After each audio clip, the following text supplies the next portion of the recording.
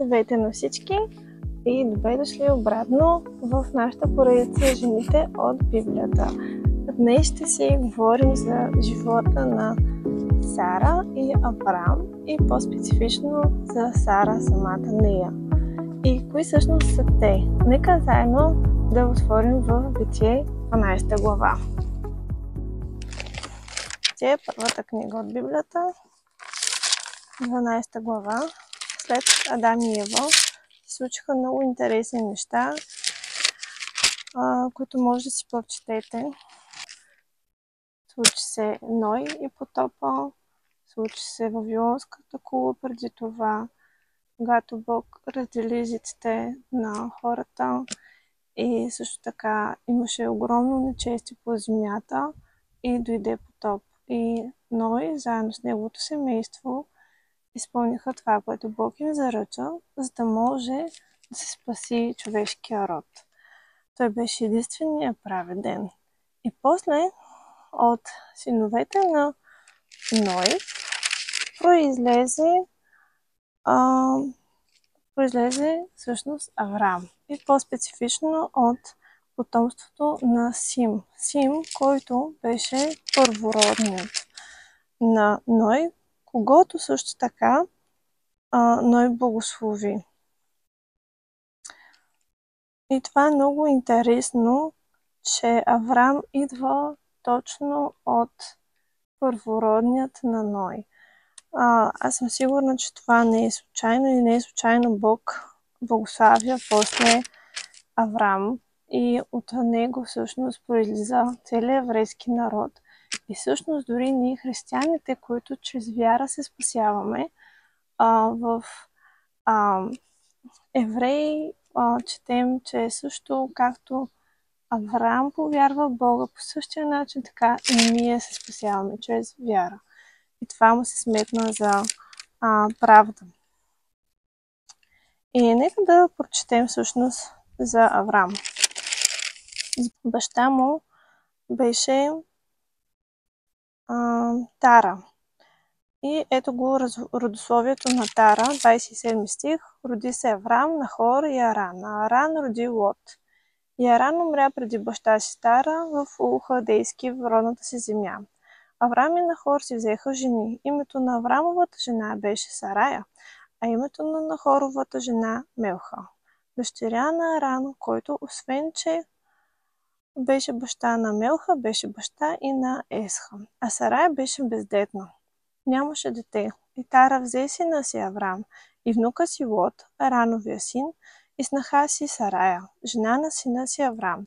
Излязоха заедно в Ур Халдейски, за да отидат в Хананската земя, и дойдоха в Харан, където се заселиха, и дните на Тара станаха 205 години. И Тара умря в Харан. Тогава Господ каза на Авраам: излез от отечеството си, от рода си, от бащиния си дом, и иди в земята, която ще ти покажа. Ще те направя голям народ, ще те благословя и ще прославя името ти, и ще бъдеш за благословение. Ще благословя онези, които те благославят, и ще прокълна всеки, който те кълне, и в тебе ще се благославят всички земни племена. И така Авраам тръгна, според както му каза Господ, и Лот тръгна с него. И Авраам беше на 75 години, когато излезе от Харан. Авраам взе жена си Сарая, племетника си Лот, целия си имот, който беше спечелил хората, които бяха придобили в Харан. Излязоха, за да отидат в Хананската земя, и Авраам пропътува земята до местно Сихем, до Дъба море. В това време хананците живееха в тази земя. Една вметка, много интересно, че най-малкият син на Ной, всъщност, той се пресели в Хананската земя. И се казва, че всъщност, когато Ной изговори слово, което си беше пророческо слово в живота му, се казва, че той ще слугува на братята си. Тоест, точно на родът, от който произлиза Авраам. И не е случайно, че Бог го изпраща точно в Хананската земя. Но това е само вметка. Много интересно, Божието Слово може наистина чрез мъдрост и откровение от Святия Дух да разберем много неща и да видим, че няма нищо случайно, което се е случвало и нищо случайно не се случва и днес. Бог има план за твой живот, Бог винаги има план. Всъщност за човечеството и за нас. Той не се изненадва от нищо, което ни се случва. И всъщност той ни помага да ни заведе там, където е неговата воля. Тогава Господ се яви на Авраам и каза: на твоето потомство ще дам тази земя. И там Авраам издигна жертвеник на Господа, който му се яви. Оттам па се премести в хълма, който е на изток от Ветил, където разпъна шатрата си. Ветил оставаше назад, а Гай на изток. И там издигна жертвеник на Господа и призова Господното име. После като прибра шатрата си, Авраам се напредваше на юг. И какво е интересно виждаме тук, че Бог имаше обещание към Авраам. И Авраам всъщност се покори. Той му каза: отиди, излез от рода си, излез от бащиния си дом и отиди на мястото, където аз те призовавам. И Сарая го последва също. Тя беше покорна жена, която следваше мъжа си.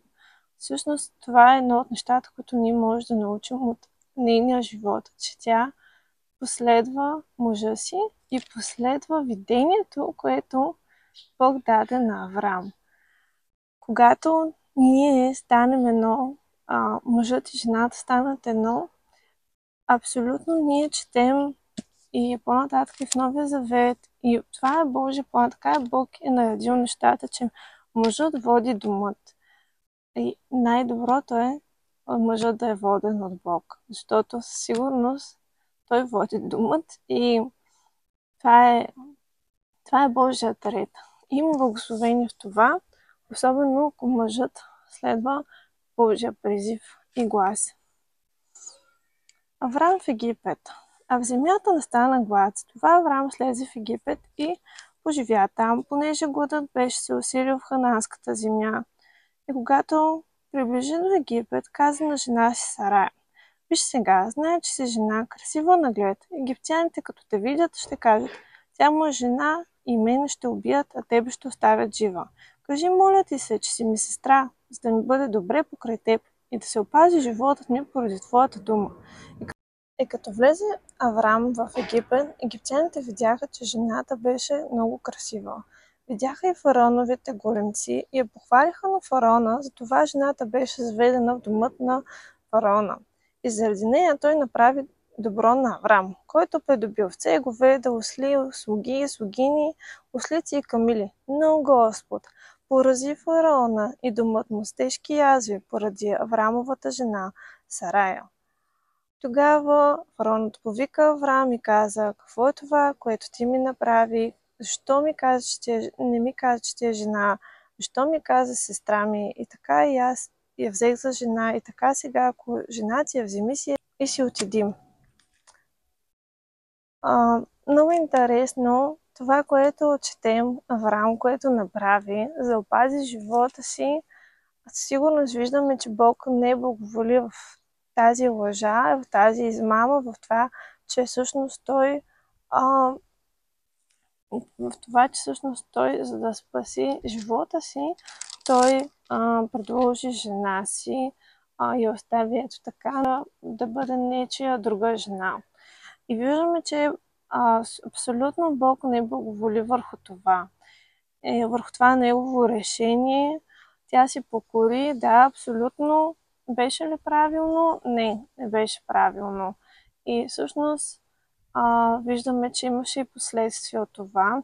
Бог предпази Сарая да не бъде взета от фараона. По-нататък виждаме, че Авраам прави още веднъж това нещо и общо навсякъде, където те ходиха, той казаше да каже, че тя му е сестра, което всъщност беше и така. По-нататък може да прочетем, защото всъщност той после обяснява, че тя наистина му е полусестра. И вижте, Бог предпазва техния брачен съюз. Бог не благоволи в в това ние да не пазим чист бракът ни. Бог всъщност даже иска нашия брак да е чист. И даже дори ние да не го пазим, той го пази за нас, но определено ние трябва да го пазим.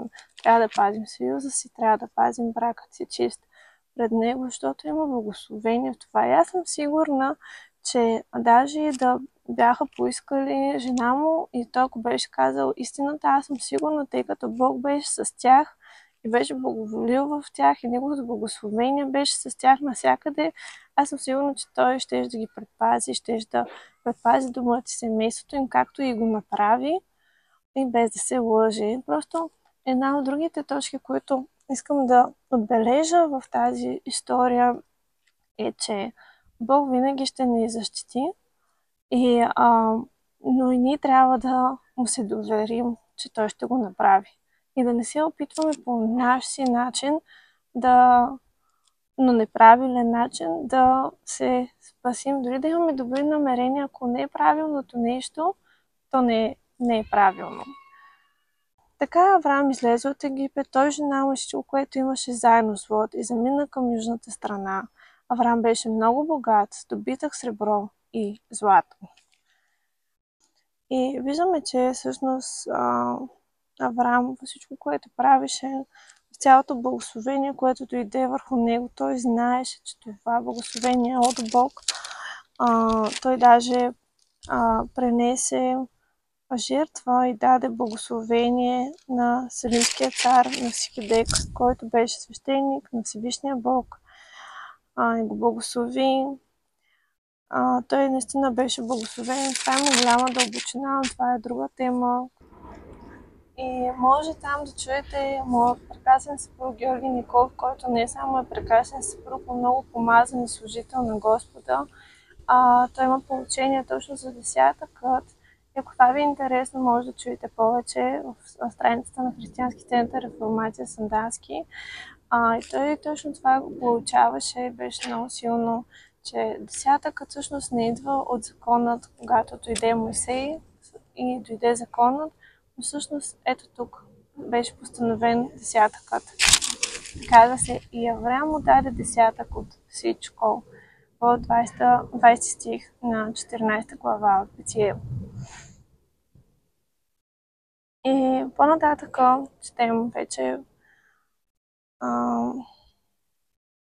в 15 глава. След тези събития Господното слово дойде на Авраам в видение и каза: не бой се, Авраме, аз съм твой щит, наградата ти е много голяма. И Авраам отвърна: Господи Йehova, какво ще ми дадеш, като аз си отивам бездетен и този Елиезер от Дамаск ще притежава домът ми? Авраам каза още: ето ти не ми даде дете, и ето един роден в домът ми ще стане наследник. Но Господното слово дойде и му каза: този човек няма да ти стане наследник, но онзи, който ще произлезе от теб, ще ти бъде наследник. Тогава, като излезе вън, каза: погледни сега към небето и изброй звездите, ако можеш да ги изброиш. И му каза: толкова ще бъде твоето потомство. И Авраам повярва в Господ, и това му се вмени за правда. И когато ние повярваме в Господ и в Неговото Слово, това също ще ни се вмени за правда. После му каза: аз съм Господ, който те изведох от Ур Халдейски, за да ти дам да наследиш тази земя. Той попита: Господи Йehova, по какво ще позная, че ще я наследя? Господ му каза да изпълни дадени действия, и така той му се доказа. И имаше много силно слово след това за цялото му наследство, за народът. Просто беше абсолютно много силно, може да го прочетете. И минавам нататък, защото получението е най-вече и за Сара. И ето и ние. 16 глава. А Сара, жената на Авраам, не му раждаше деца, но като имаше слугиня египтянка на име Агар, Сарая каза на Авраам: виж сега, Господ не ми дава да раждам. Моля ти се, влез слугинята ми, може би ще придобия дете чрез нея. И Авраам послуша това, което каза Сарая. И така, след като Авраам беше преживял 10 години в хананската земя Сарая, Аврамовата жена, взе в слугинята си Агар, египтянката, и я даде на мъжа си Аврам да му бъде жена. Видя, че зачена, тя започна да презира господарката. Тогава Сарая каза на Аврам: заради тебе ми дойде тази обида. Дадох слугинята си в твоите обятия, и като видя, че зачена, започна да ме презира. Господ нека съди между мен и теб. И Аврам отговори на Сарая: ето слугинята ти на твое разположение, направи с нея каквото намериш за добре. И така Сарая се отнасяше зле с нея, така че Агар избяга от нея. Но ангел Господен я намери при един воден извор в пустинята, при извора на пътя за Сур, и каза: Агар, слугиньо на Сарая, откъде идваш и къде отиваш? А тя отвърна: бягам от лицето на господарката си Сарая. И ангел Господен ни каза: върни се при господарката си и се покори под властта й. Ангел Господен ни каза още: ще увелича потомството ти до толкова, че не може да се изброи поради твоето. Ще увелича потомството си до толкова, че да не може да се изброи поради своето множество. После ангелът Господен ни каза: ето ти си заченал и ще родиш син, да му дадеш име Исмаил, защото Господ те чу в скръбта ти. Той ще бъде между хората като див осел, ще вдига ръката си против всеки и всеки ще вдига ръката си против него. И той ще живее независимо от всичките си братя. Тогава Агар даде на Господа, който й говори, това име: ти си Бог, който вижда, защото каза: нали аз видях тук онзи, който ме вижда. Затова този кладенец беше наречен Вир Лахай Рой.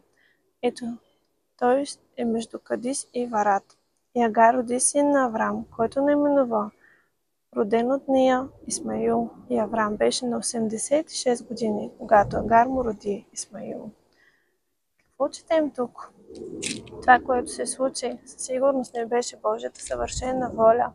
Четем, че Сарая, тя не вярваше все още. Не вярваше в това, което Бог е обещал на Аврам, и не изчака на правилното време да се случи това, което Бог е обещал. И каза: ето виж, Господ не ми дава да раждам. Моля ти се, влез при слугинята ми, да придобиеш дете чрез нея. Самата идея е абсурдна даже.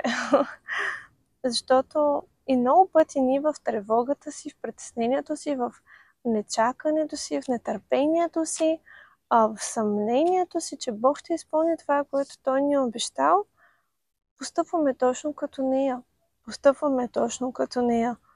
Бързаме и взимаме нелепи решения, за които после съжаляваме и с които после идва даже абсолютно плод на презиране към нас. Защо? Защото тя не постъпи правилно.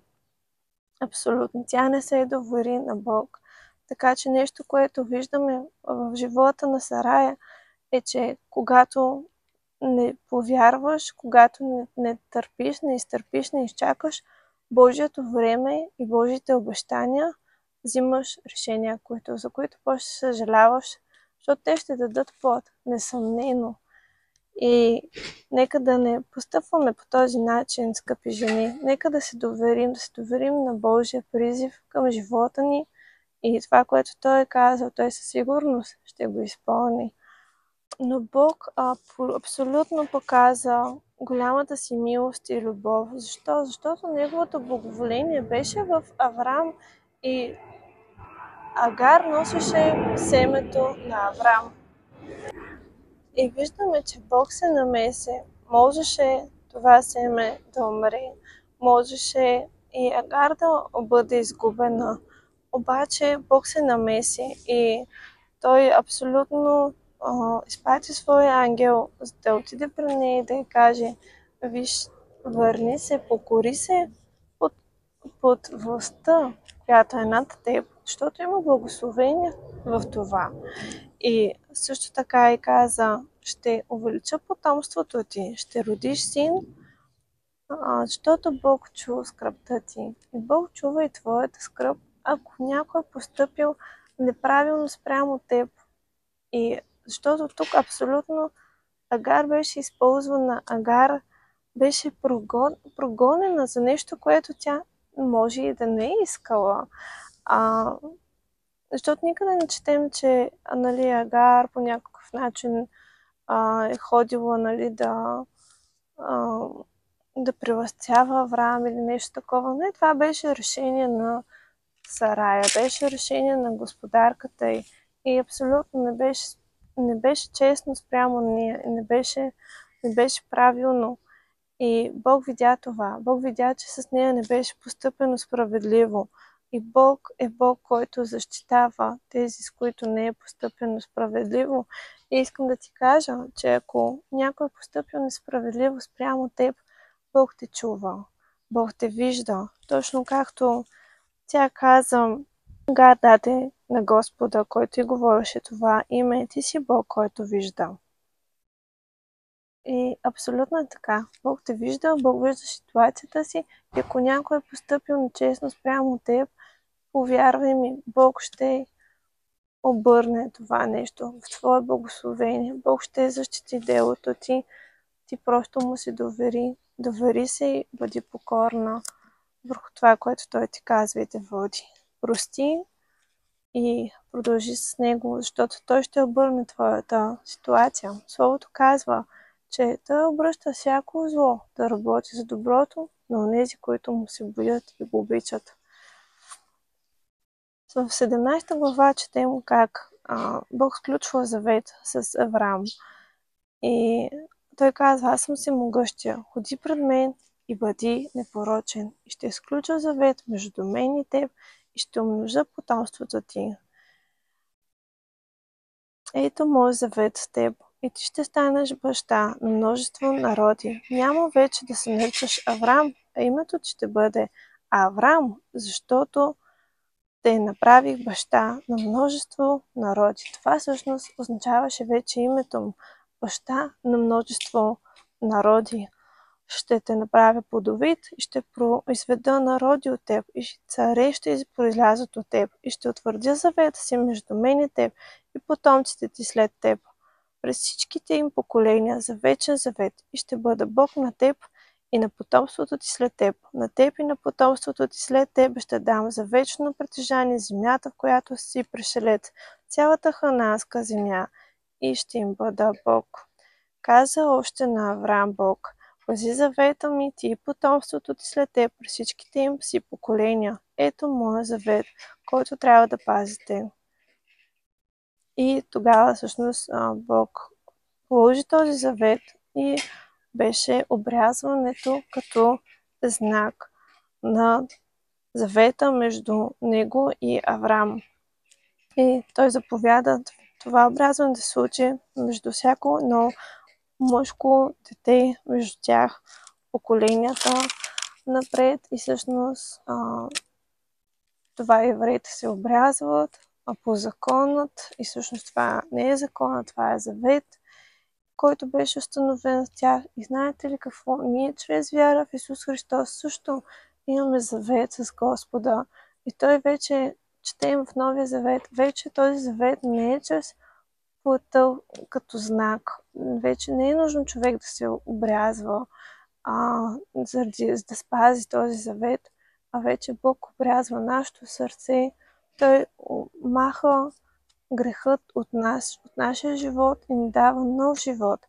Дух на мъдрост и на откровение се моля върху всеки един от вас, но абсолютно вникнете в Словото, прочетете, потърсете какво казва Павел и какво Петър и въобще абсолютно когато се спаси домът на Корнилий, който не беше от еврейски род.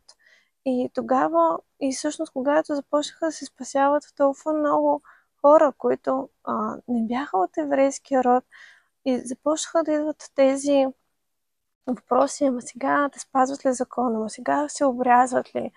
И те казаха, твърде тежко е ни да ги караме да изпълняват този закон. Щом Святия Дух е паднал върху тях, без да са под този закон, защо кои сме ние, че ние да го налагаме върху тях? Защото който е изпълнен с Божия дух. Той е наистина свободен, така че не е нужно вече да се съобразяваш с тези закони, да спазваме традиции. Нужно е да имаш любов към Бог, да се изпълваш със Святия Дух, изпълняваш Божието Слово. Той ще те води за всяко едно нещо. И Той е този, който обрязва сърцето ти и живота ти от всяка една нечистота. И Той полага своя завет, своето благословение чрез вяра в Исус Христос. После Бог каза на Аврам: не наричай вече жена си Сарая, а Сара да бъде името й. Аз ще я благословя, още и син ще дам на нея. Да, ще я благословя, тя ще стане майка на народи. Царе на племена ще й произлязат от нея. Тогава Аврам падна по очи, засмя се и си помисли: на 100 годишен човек ще се роди дете? И Сара, която има 90 години, ще роди ли? И Аврам каза на Бог: Исмаил да бъде благословен от тебе. Но Бог отговори: не, а жена ти Сара ще ти роди син и ще го наречеш Исаак. И с него ще утвърдя завета си, за вечен завет, който ще бъде и за потомството след него. И за Исмаил те послушах. Ето, благослови го и ще го наплодя и преумножа. 12 племенначалници ще се родят от него и ще го направя велик народ. Но завета си ще утвърдя с Исаак, когото Сара ще ти роди до година по това време. И като престане да говори с Аврам, Бог се издигна от него. Това е супер силно. Бог първо дава ново име на Аврам и на Сарая. Вече те са Авраам и Сара, защото вече новите имена означават на Аврам баща на много народи и на Сара, че тя ще е майка на много народи. Преди това името и Сарая означаваше княгиня моя и тя всъщност абсолютно имаше влияние върху Аврам. Заради това той е послушал, когато тя му каза да вземе Агар за своя жена, за да придобие дете от нея. Тя имаше влияние, но Бог вече промени името й. И знаете ли, Бог не просто промени името им, Бог промени съдбата им. Бог даде неговата съдба да бъде в живота им. Той искаше да им покаже, че наистина това, което той им даде нова идентичност. Те да видят на себе си, да повярват. Това помага на вярата ни. Да гледаш на себе си не по начина, по който ти си гледал до сега на теб, не по начина, по който миналото те е водило или ти е говорил, че ти си, не заради рода ти, не заради обществото, в което живееш, не заради това, което е в цялото си, даже не мощите ти, но да погледнеш на идентичността, която Бог ти дава. Бог ти дава нова идентичност в Исус Христос. Той вече те нарича ново роден, ново създание, без петно, без бръчка. Словото казва: ето, свърши се, всичко старо премина. Ето, нещо ново правя. Така че искам да ти кажа, че има нова идентичност в твоя живот, както имаше нова идентичност чрез Бог в живота на Аврам и на Сарая. Те вече приеха Неговата Божия воля. Те приеха Неговата идентичност за живота си. Така че ако някой те е наименувал и в бъдещето ти, дори в настоящето, хората се обръщат към теб и ти говорят слово, което знаеш, че не е от Господа. И ти, ако си гледал до сега на себе си като презрян, като отхвърлен, като сам, изоставен, каквото и да е името, което ти си приел за себе си, искам да ти кажа, Бог ти дава ново име, Той ти дава нова идентичност, Той ти дава синовност, ти си вече син и дъщеря на живия Бог, ти си вече осиновен от Него, ти си вече от Божия дом и семейство, даже ти вече си царско свещенство, така че ти да вече имаш даже власт на тази земя, чрез вяра, да живееш в Божиите обещания, не под проклятието на греха, но под благословението, чрез което ние получаваме чрез вяра в Исус Христос.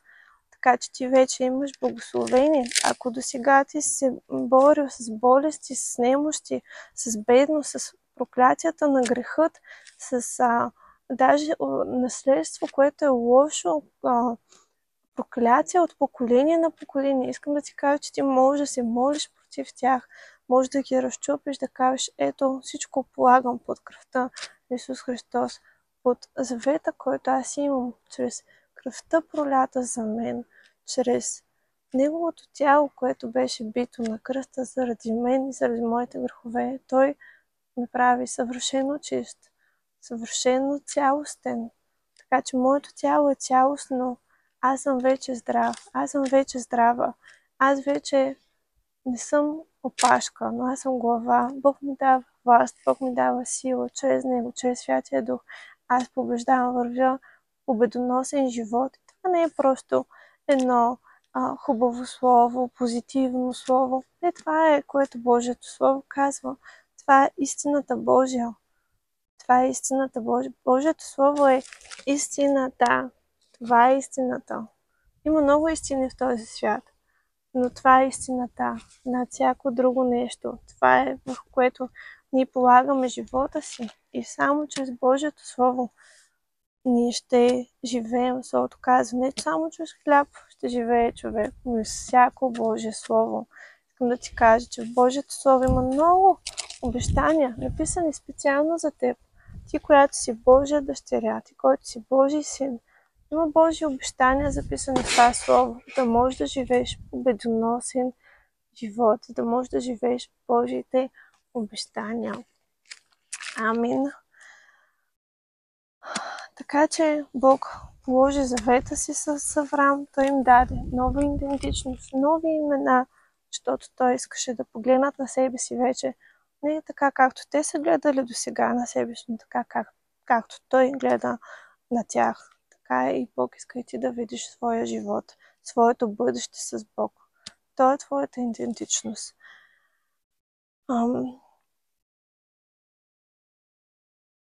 После Авраам изпълни всичко, което Бог му казал. И вижте, от тук нататък, след този завет, след като Авраам се покори, след като Авраам повярва, той първо повярва, четем преди това,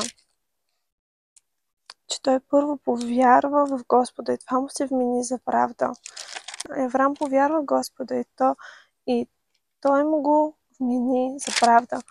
После Бог сключи завет с него и след като Господ се яви на Авраам при дъбравата на Мамври, когато той седеше при входа на шатрата си в горещината на деня, като повдигна очи и погледна, ето 3 мъже стояха срещу него и като ги видя, завтече се от входа на шатрата да ги посрещне, поклони се до земята и каза: Господарю мой, ако съм придобил твоето благоволение, моля ти се, не отминавай слугата си, нека донеса малко вода и си умия краката. И си починете под дървото. И аз ще донеса малко хляб да се подкрепите и после ще си заминете. Понеже за това дойдохте при слугата си. А те казаха: направи както си казал. Тогава Авраам влезе бързо в шатрата при Сара и каза: приготви скоро 3 мери чисто брашно, замеси и направи пити. И Авраам се затича при стадото, взе едно младо добро теле и го даде на слугата, който побърза да го сготви. После взе масло, мляко и изготвеното теле и ги сложи пред тях и той стоеше при тях под дървото, докато те ядяха. Тогава те му казаха: къде е жена ти, Сара? Той отвърна: ето в шатрата е. И Господ каза: до година на това време аз ще се върна пред теб и жена ти Сара ще има син. А Сара слушаше на входа на шатрата, която беше зад него. А Авраам и Сара бяха стари, напреднала възраст. На Сара беше престанало обикновеното на жената, т.е. тикълът. И така Сара се засмя в себе си, като казваше: като съм остаряла, ще има ли за мен удовлетворение, като господаря ми е стар? Господ каза на Авраам: защо се засмя Сара? И каза: като съм остаряла, наистина ли ще родя? Има ли нещо невъзможно за Господ? На определеното време ще се върна при теб. До година по това време и Сара ще има син. Тогава Сара, понеже се оплаши, се отрече, като каза: не съм се смяла. Той каза: не е така, ти се засмя. И така, Сара се засмя в себе си, тя се усъмни, тя се засмя и Бог видя това. Той каза: защо се засмя? Има ли нещо невъзможно за мен? И много пъти и ние по същия начин, като Сара, идва Божието обещание, се чудим как ще стане това? Аз не съм достатъчно зрял, не съм достатъчно голям, или аз съм прекалено млад, или аз съм прекалено стар, или аз съм жена, аз съм мъж, или аз идвам от този род, или аз съм българин, или аз съм, не знам, какъвто и да си. Много пъти ние точно си слагаме някакви лимити върху нас, които всъщност Бог казва: аз виждам твоите лимити. Това означава ли, че аз да има нещо невъзможно за мене? Всъщност даже много пъти Бог избира точно човек с лимити, точно тези хора, презряните хора, тези, с които са с невъзможни ситуации, точно за да направи невъзможното, за да се прослави Той. Защото ако е възможно за теб, как Бог ще се прослави в твоята ситуация? Как Бог ще се прослави в твоя живот, ако ти можеш всичко да направиш сам? И ако ти нямаш нужда от Бог, ти няма да разчиташ на Него, ти няма да го прославиш, ти няма да го търсиш, ти няма да искаш даже всъщност да имаш взаимоотношения с Бог и да го познаваш и всъщност точно нуждата ни от Бог, точно това да осъзнаем, че ние имаме нужда от Него, точно това да осъзнаем, че ние имаме лимити, че ние имаме нашите ограничения, нашите немощи като хора, точно тези неща ни карат всъщност ние да търсим и да искаме Бог. Така че няма нищо лошо, че имаш лимити, няма нищо лошо, че ситуацията изглежда невъзможна. И това го казвам и на себе си, защото много пъти аз лично самата си казвам: аз не съм достатъчно добра, аз не съм достатъчно можеща, аз не съм достатъчно знаеща. И това абсолютно е така. Бог го знае това нещо.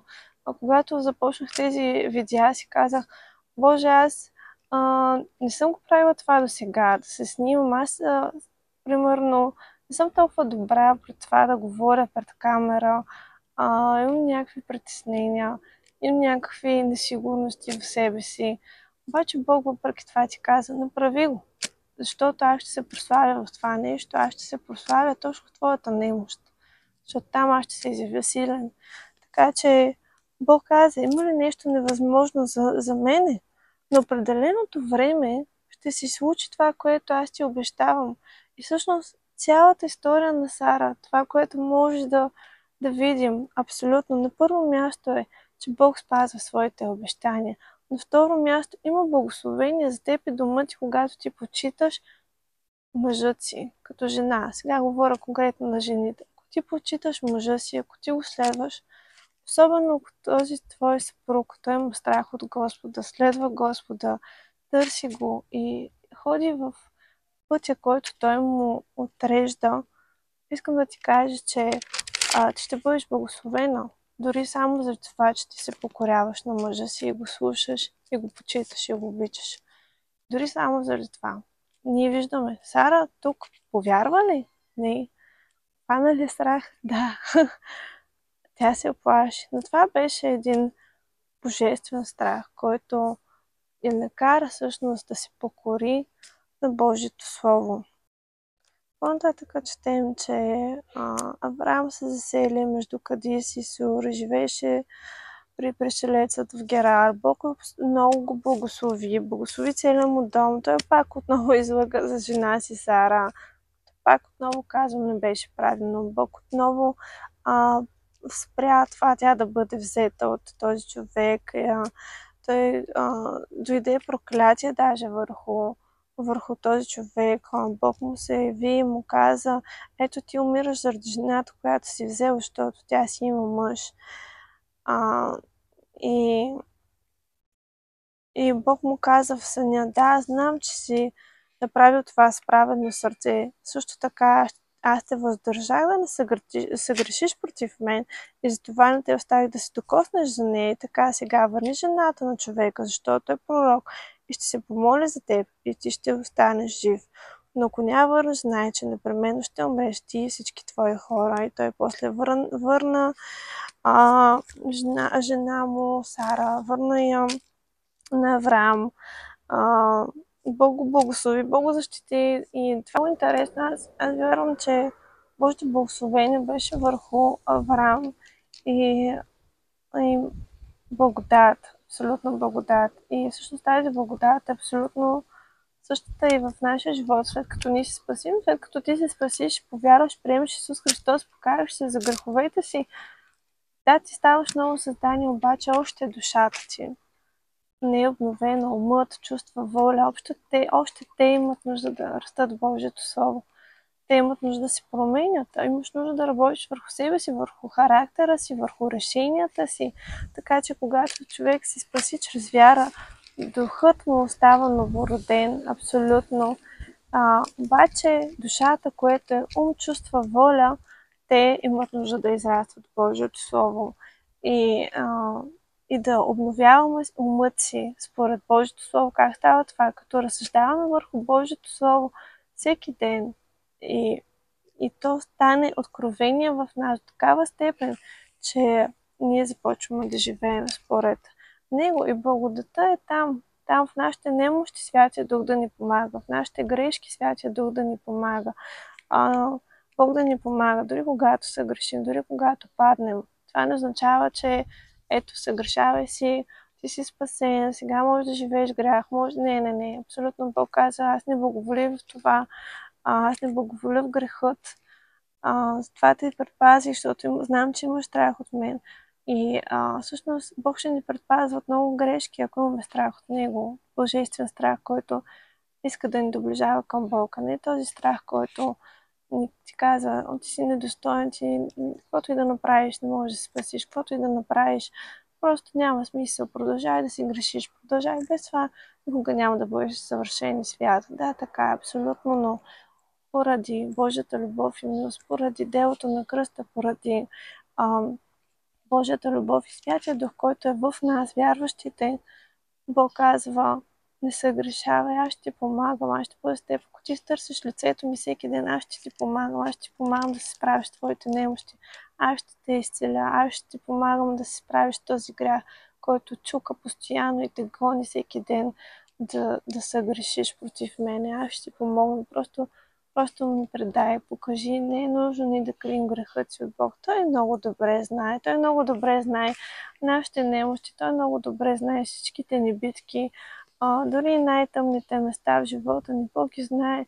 И всъщност неговата кръв на кръста абсолютно е достатъчно за това да ни освободи и да ни очисти от всички тези неща. Само трябва да повярваш и да го дадеш това място, което си скри от Господа. Ти знаеш какво е.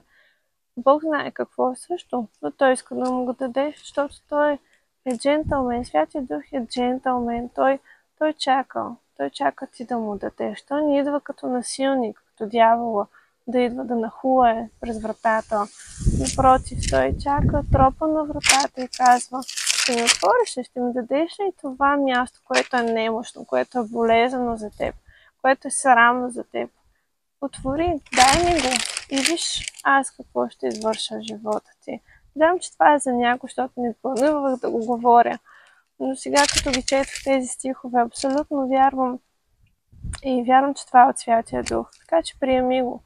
Приеми сега това слово, което е от Бог за теб, ти, който гледаш това видео. Бог точно сега ти казва, аз знам твоите немощи, аз знам твоя грях, аз знам какво правиш, когато никой не те вижда. Знам мислите ти, знам тързанията ти. Ако ти ми ги дадеш, ако ти ми ги предадеш, аз ще те освободя напълно. Аз ще ти помогна. Просто ми го предай. Предай ми, потърси ме за тази област от живота ти.